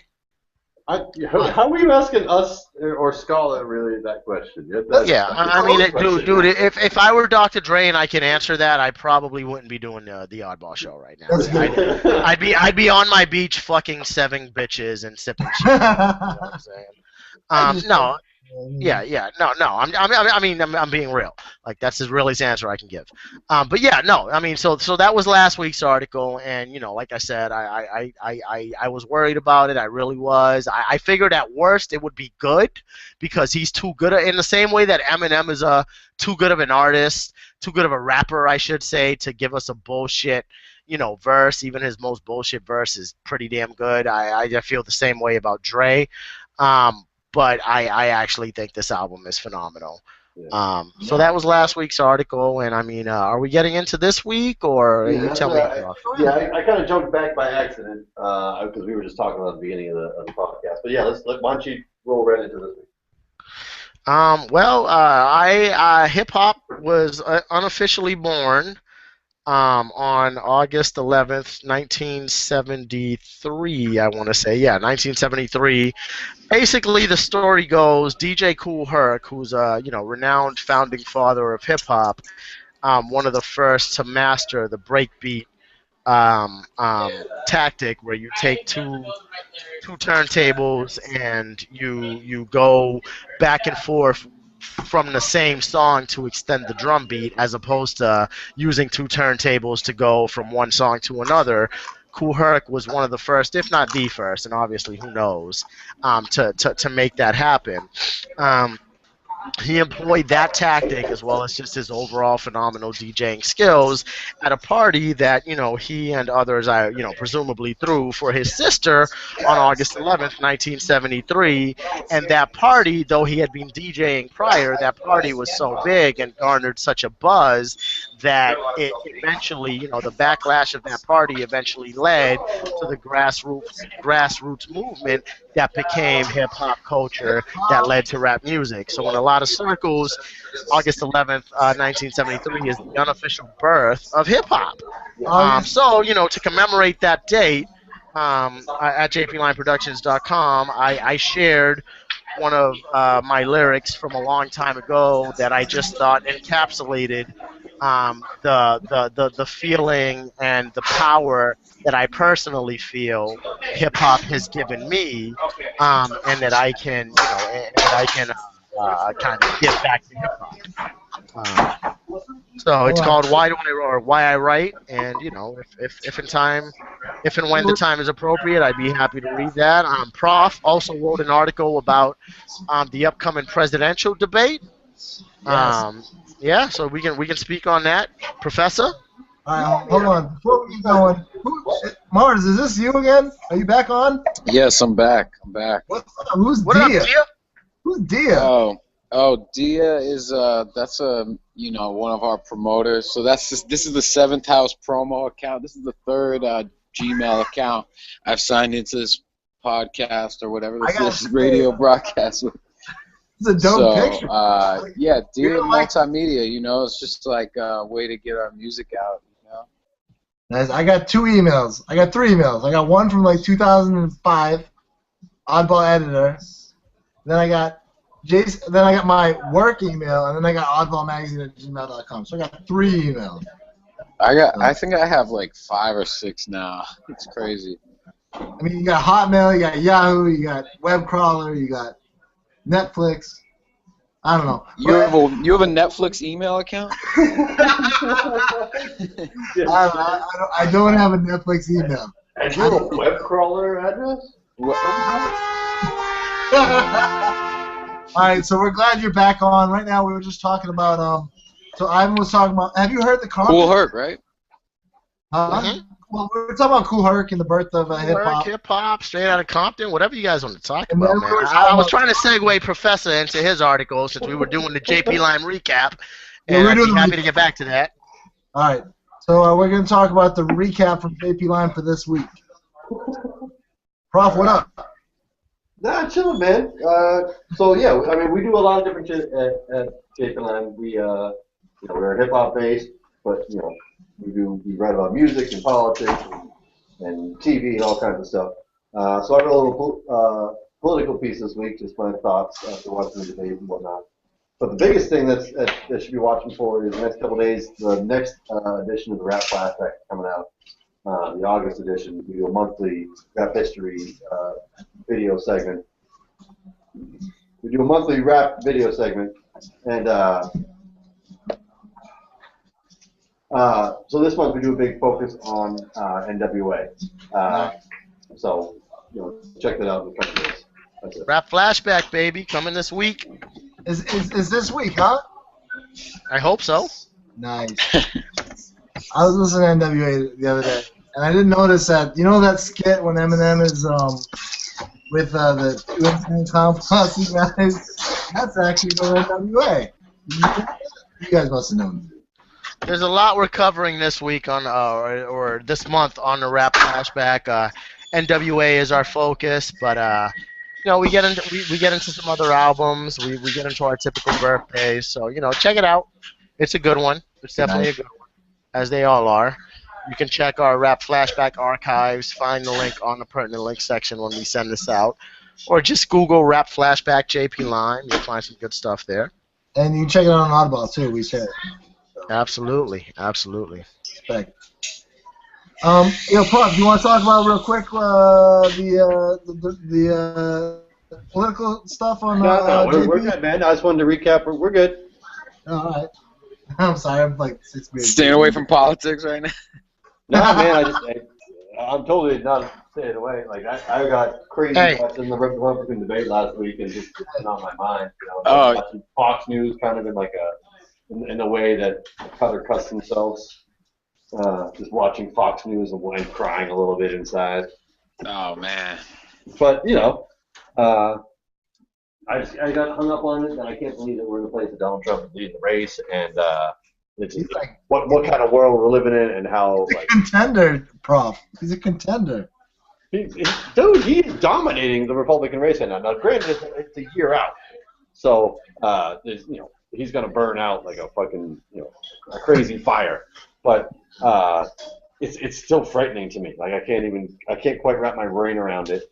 And there are some legit Republican candidates. Like Biff from Back to the Future 2. Old Biff. Yeah. Think Donald Trump went back? Leave, you idiot! It's leave. Think like a tree and leave. Who's Marty McFly? That's what I want to know. It's like, honestly, like Biff and Donald Trump look just like each other. Just like each other. It's pretty funny. I mean, not Biff in Back to the Future, but in Back to the Future 2, he looks just like Donald Trump. When he's rich Biff is ridiculously close to looking like Biff, and who's ridiculously close to like winning the Republican vote. That's fucking crazy. We are crazy. Not me. I'm not crazy. So that was all my piece. I just kind of wheeled off on that. And, you know, like the other thing that I kind of worked into it was like the Oath Keepers this week are kind of making me, you know, mind boggled. Wait, I haven't had time to look into these Oath Keepers. Can you tell me what's up with the Oath Keepers? So the Oath Keepers are, they're all ex-military or policemen, and they're like an armed militia that have gone to Ferguson. They've appeared other places, and they appeared in Ferguson at the very end of the last round of, like, you know, big protests last year. But they're an armed militia. You know, they're legal because they all have licenses in Missouri, Texas, where the Black Panthers showed up yesterday. You know, carrying is legal, so everything they're doing is legal, but it doesn't make the cops really uncomfortable, and they're there technically as protection from the cops, but they're in a weird place. They're like a right-wing kind of movement where they're not really for the Black Lives Matter. They're against the cops. So it's like a weird, like, triangle kind of. So nobody there in Ferguson, or not nobody, like, I've seen them protecting businesses, and I've seen them on roofs, I've seen them doing all kinds of stuff that, you know, I've read on Twitter a couple of people that actually feel safe because they're protecting their business. But it's still weird, it's still vigilante, and it's still like... And somebody was still shot by the police, right? Yeah, well, yeah, that, you know, that... And that's the thing I keep wondering too. So they're all carrying these giant guns. When an Oath Keeper has to shoot somebody, or, you know, feels the need to shoot somebody, what's going to happen then? No, they haven't shot anybody yet. You know, they restrained, but, you know, I've seen pictures of them on rooftops and stuff, like snipers. Like when a civilian shoots another civilian, this is going to turn into anarchy. This is going to turn crazy. A militia of people like walking around with guns. So it's a crazy idea, and they're technically for the people's protection against, you know, the cops, but it's a weird area where it's not. We shouldn't really want that kind of protection. Right. So what oath are they? What is this oath that they're keeping? Their oath as either military people or cops to protect the Constitution. They've all taken an oath at some point. You know, most of them are retired or whatever. They're not in the army anymore. They're not active or whatever. So, but the oath that they took to protect the Constitution in doing that, becoming a cop, becoming, you know, a soldier or whatever, they are all oath keepers. The other thing that's big for them is an oath that they take amongst themselves to not support what they consider unconstitutional law. So that's a big thing about them going against the cops. Is, you know, their real fear is that the government's going to take over and they're going to need their guns, bunkers, and stuff. You know, that martial law is going to be imposed. But, you know, right. So they're like they're backing Republican candidates or Democratic candidates? Say that again. Are they backing a certain candidate? Are they backing Donald Trump? I can't imagine they're backing Donald Trump. No. They're not. That doesn't. I wouldn't fly with their ideology. Just so. Maybe like Rand Paul, like a libertarian. Yeah, maybe. Yeah, something like or that. like a Scott Walker, or like Ted Cruz. That guy's fucking crazy. Maybe Ted Cruz has support. You know, Tea Party, that kind of. All plug on Ted Cruz. He's crazy. Crazy. But so they appeared the other day in Ferguson, and it was kind of a big deal. And then there's nothing the cops could do about it, and so that became another story. Is if this were just armed militia of black civilians, what would the cops have done then? And like, you know, what would have happened then? Like, the police didn't do anything? Well, they can't. They're all technically legal. I don't know how it's possibly legal in Missouri to carry around an AR-15 or fucking Bushmaster. You know, these giant guns. Yeah, it's crazy. That to me is insane. But it's legal, you know, as long as you have a license for it. And that's the thing. All these guys are military guys, so I'm sure they all have licenses for much bigger guns than civilians can get, you know. But they're all walking around in camo and fucking and like bulletproof vests and like yeah. That makes me think of whether, you know, if something really big where it was like the military or the police against civilians, do you think it would be most likely to happen in one of these states where it's legal to carry assault rifles and automatic weapons? Where's it legal to carry assault rifles? I don't know I don't know the laws of every state, but I know like certain states let you carry, certain weapons. I don't know if it's a I don't national think you can ban. carry an assault rifle anywhere except for. No, is there- I'm telling you, these guys are doing it in the streets of Ferguson. Right. Yeah, They have serious happening. artillery. And yesterday, the Black Panther Party showed up in Texas at the police station of where Sergeant Bland died and started protesting and being really like aggressive. Their chant was oink oink bang bang, and they were like talking Was the about Black Panther Party doing that? yeah, and they were also legal. They also had licenses to carry very big guns. So Can I ask you a question? Is the Black Panther Party still a very big party? I remember they're big, they started a they've movement. definitely had a resurgence, and you hear people calling them the new Black Panther Party because they've had a resurgence in the past, I don't know, I'd say 10 years, but I don't really know. Wow. Definitely been a resurgence of the Black Panther Party. They always existed, but I keep hearing the word new Black Panther Party, and it's because they've come back in a real strong way. Wow. Yeah, I mean, I've heard some guys from Boston claiming affiliation with that. I actually met some guys when I was a teenager, actually, who were at MIT at this conference. I forget exactly, but it was like through the youth group I was in, and they were affiliated with the Black Panther Party. But they did have like one white guy with them, so they seemed pretty cool.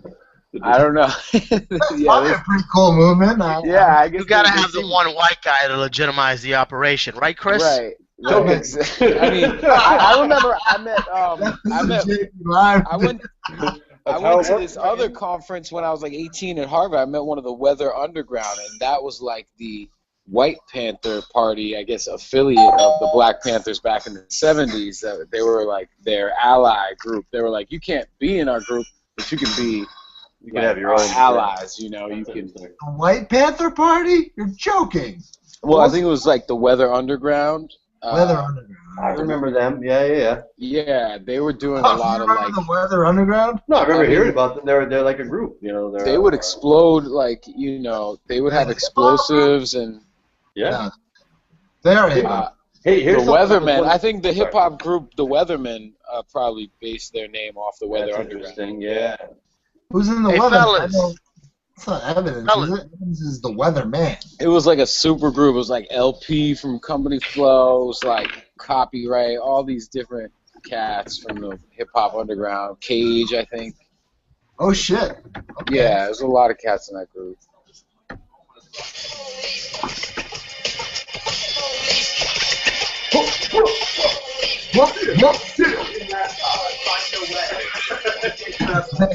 Hell yeah, dog. Boombox? That is all. That is all. That's all I had. All right. Okay. Anything else going on with JP Lime, guys?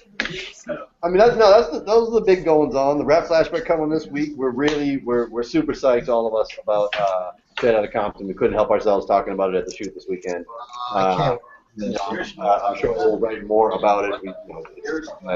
It's so central to hip hop's evolution that it's hard not to talk about it. So we're excited about that. But we got a lot going on at JP Lime, and it changes every week. So I'm not sure what we'll be doing for content next week. So you guys aren't writing anything new for next week? You No, just we definitely are. I'm just not sure. Well, it's my birthday, so I think I'm gonna do something about the reflective piece. Birthday, Prof. Oh, thanks. Next Tuesday, I finally turned 21. Happy birthday, Prof. Stay out of Compton.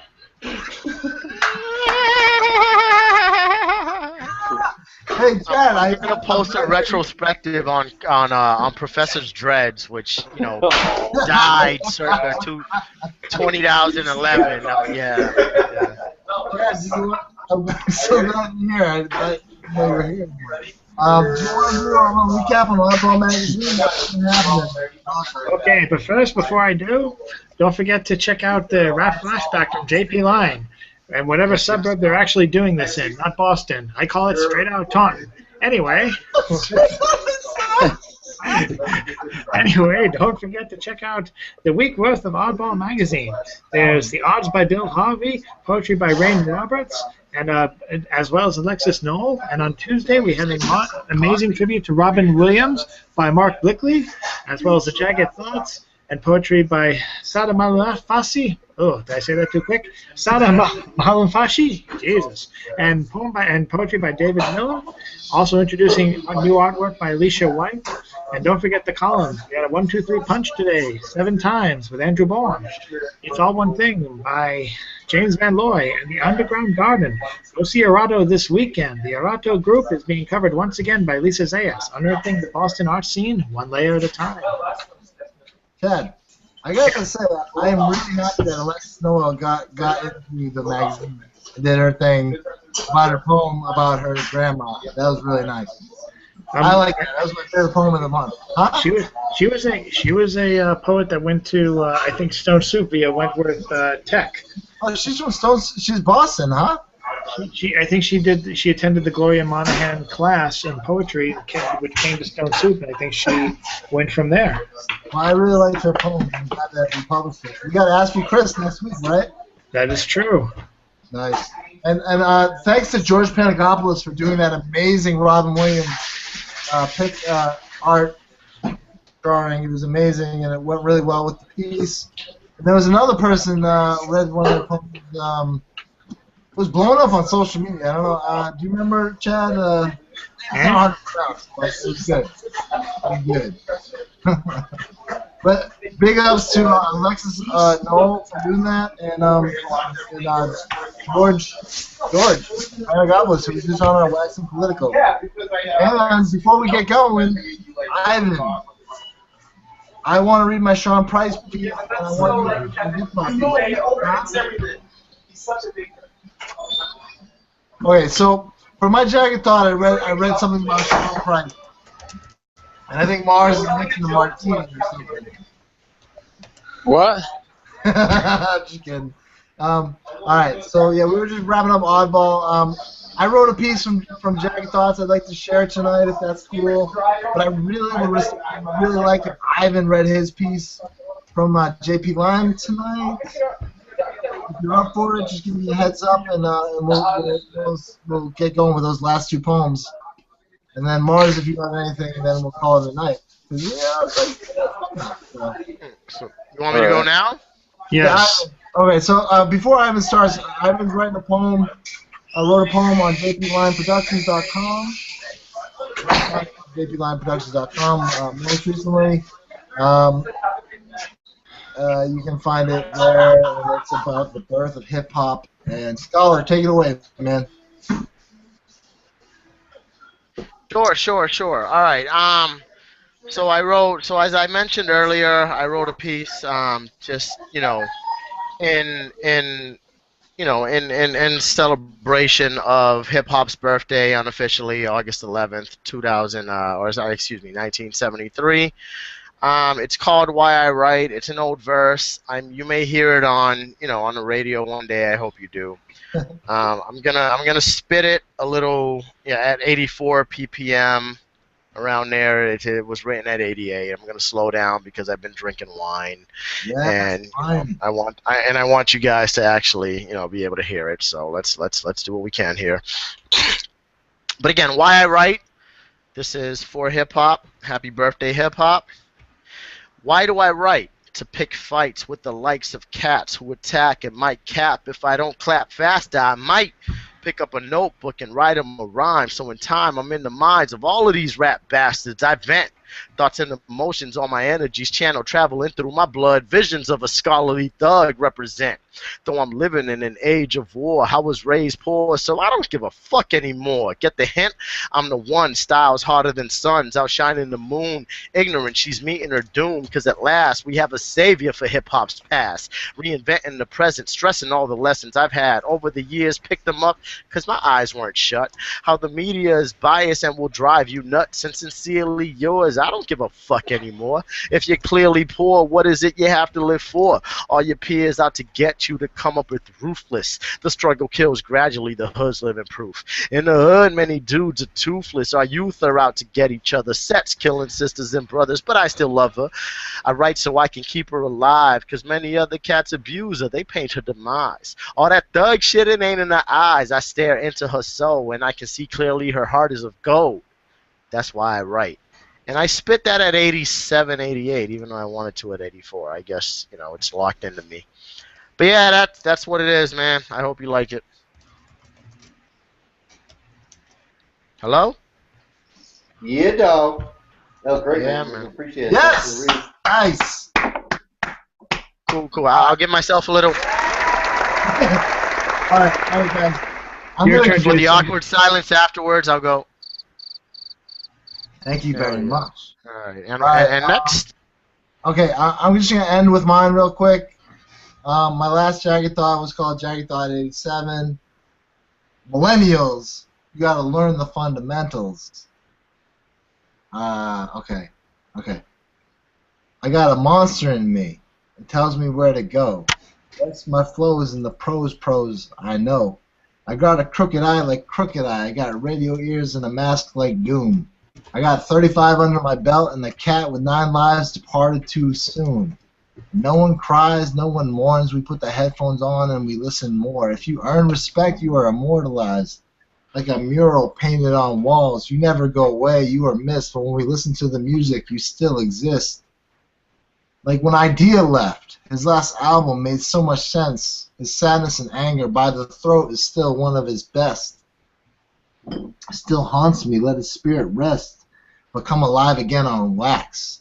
It's a hip-hop planet, remember that. It's where the master of the mic go when they say goodbye. They ascend from the earth into the sky.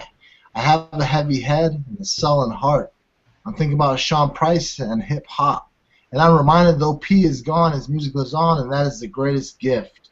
Showing humanity on wax. Waking up with lyrics in your head like Ev said, and knowing your words hold weight like gravity. The mind flows like a tsunami, edging the rivers and roadways. You can't stop me, you can't stop us. A hip-hop planet from ash to ash, from dust to dust. Rhymes we bust on the topic of lust, but wait. Did you catch that lyric? It was MCA. Rest his spirit. Let it rest in space. Dilla, one of the greats, left so much work behind. Let him rest in space. But if you need a taste, put on J-Lib or Dilla's Donuts when you need an escape. When I write to the beat, I use his instrumentals. Yeah, I'm a poet, but I know the fundamentals, and I learned it from the music I listen to. Pac, Biggie, and Guru, just to name a few. Benet wants me to write about Benet and the Beast, a fable of fighting tooth and nail, sharp teeth, and a heartbeat. That one's overdue, but how about next week? But I'm still thinking about hip-hop. I breathe it. I live it. I'm a poet first and foremost, but can't stop thinking that some of these MCs is the reason I'm still breathing. I listen to it. It keeps me headstrong. It keeps my mind vibrant. And I'm thinking about P and the sound of silence. 43, rest in peace, Sean P. Then I think about the popular music and fighting over ghostwriting. Never been one to bite, and every hip-hop cat with a mic. Why bite? Sean Price would never do that. JD would never do that. Guru would never do that. Pac would never do that. I hear Madlib and think Murs and be like they would never use another one's words unless in tribute, like shouting out a rapper who influenced them, grabbing a hotline, one quick sentence to show the influence and represent respect. LB's right. It's a minstrel show. Rap went TMZ, but the greats are still putting out mixtapes, and dudes like Mac Lethal, who is so sick with his flows, goes so underground. The only way the mainstream knows is when they put on the YouTube and hear his fast flows. Dude has like 10 CDs and has been putting in work way earlier. Listen up, millennials. You want to love hip-hop, you got to learn your fundamentals. Here, listen to this list if you want to understand rap. All right. In no particular order. You got Cool G Rap, you got Wu-Tang Clan, you got Redman and Method Man, you got Tribe Called Quest and Q-Tip. You got MCA, Ad-Rock, and Mike D on the old school tip. You got Reverend Run, you got Boogie Down Productions. Where you think KRS-One come from? You got the classics. You got Big Daddy Kane and Slick Rick and Rakim. You got Pac, came from Digital Underground with Shock G. You got NWA and Notorious B.I.G. You got Rakim and you got RZA, Jizza, and Raekwon the Chef. You got Eminem, Mos Def, Kweli and Common. You got Slaughterhouse and Dr. Dre, The Chronic. You got Ice Cube and Mac 10. You got Scarface and Gangstar. You got Atmosphere, Dilated Peoples and Evidence, Rock Ira Science. You got Public Enemy, Chuck D, Doom, and Murs dropping Science. You got cats like POS and Astronautilus, and you got Nas and Jay-Z and the Ether Discs. There was beef before a long time, like Crosstown Beef, Soundbomb and Cool Keith. You got LB and Ludacris, and you got Fonte.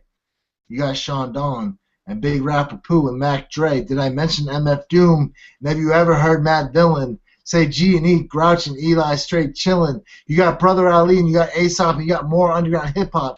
You got Y. You got Black on both sides. You got Madlib, who I'm listening to while I write. You got Buckshot and you got Helter Skelter. You got People Under the Stairs and Danger Mouse. You got RJD2 and Ghostface Killer, DJ Shadow, Wax, Taylor, and the others. You got Binary Star and One Below, and you got Kanye, and you got Jay-Z and the Hip Hop Family. You got Murs and the song Everything. You got a whole bunch of other cats that remain still. You got Immortal Technique.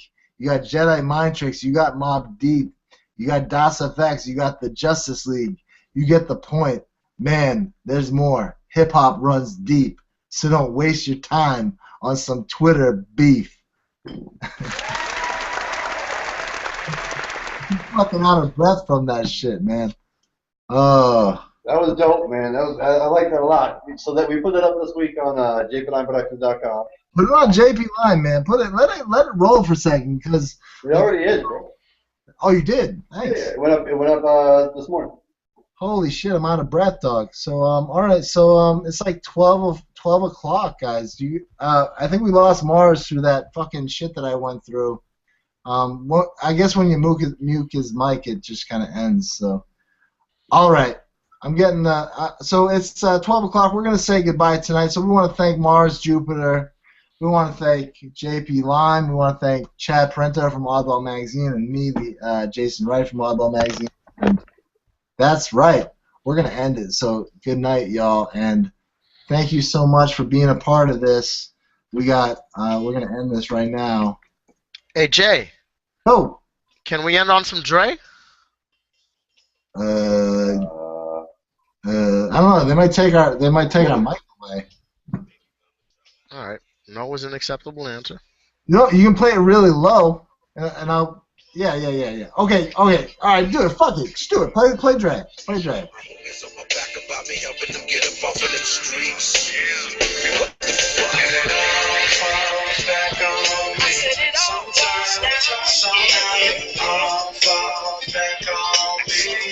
Always falls back on me. No matter where we are, no matter where we doing, it's on me.